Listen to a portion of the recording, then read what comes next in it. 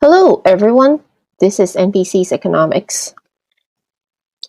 China's fertility rate continues to be in a free fall that started in the mid 2010s. While it is not as bad as South Korea's yet, it might just be there soon enough. New births fell 5.7% compared to 2022, which was the previous record low. In 2023, just 9.02 million births were recorded in a country of 1.4 billion people. By comparison, although the American establishment like to complain about millennials killing the baby industry, 3.7 million births were registered in 2022 in a population of 330-something million people.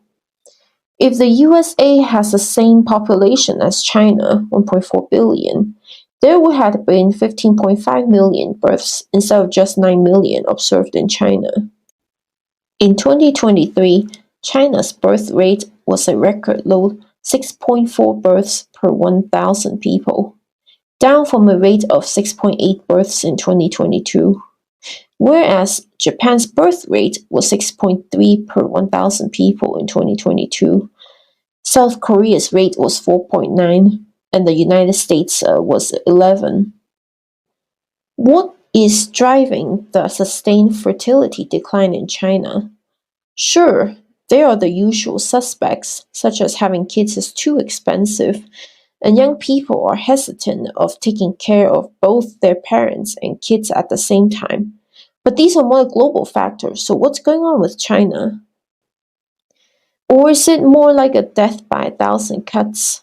For starters, well, life is kind of shitty over there. If you're regular worker B, you probably work a 996 schedule from 9 a.m. to 9 p.m., 6 days a week. The brutal work schedule has led to the phenomenon of lying flat or tangping, a general antipathy toward working themselves to the bone by China's Gen Z and young millennials, aka the prime age population of starting families and finding partners. Although lying flat gained mainstream attention outside of China in 2021, it isn't unreasonable to think that people had been doing that for years already, in the 2010s, or perhaps even earlier, and in somewhat secretively fashion in order to avoid getting in trouble with the CCP. Of course, the Chinese government tried to exert control by condemning the lying flat movement and putting up propaganda praising the virtues of working hard. But that's just for those who work.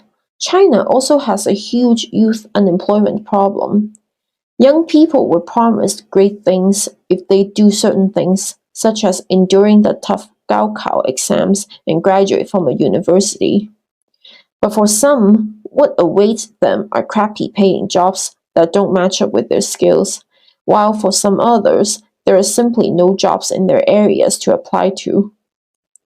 The rose-tinted future that were promised is the Chinese dream, a promise of a bright future for the nation and a better life, which became a bitter pill for the millions who slaved their lives away since their childhood in their studies and later working 996 schedule and still not be able to afford necessities such as a home.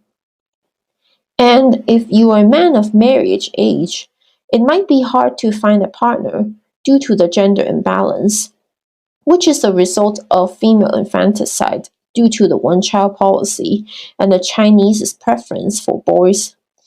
Besides, who has the time and energy to find a partner when they're all busy working the said 996 schedule?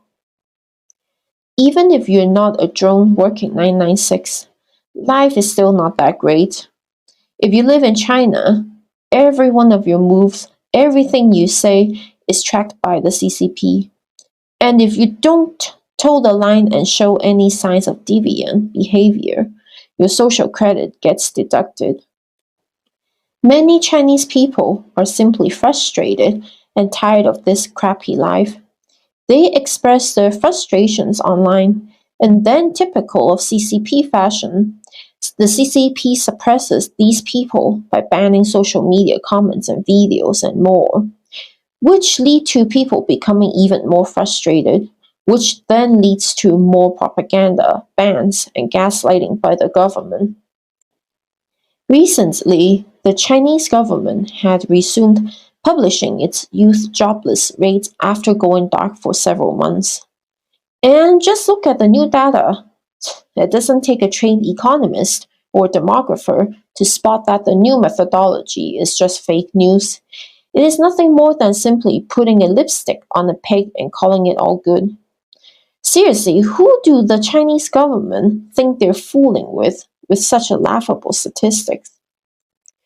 A sustained record low birth rates will have profound long-term effects on the economy's growth potential. But for many people, why should they even care about economic growth? Life sucks, and why should they bring more unwilling suckers who did not ask to be born into this foul game of life just to be future fathers for the economic engine? They are the last generation. So, what do you think? Let me know your thoughts in the comments, and I'll see you next week. Bye!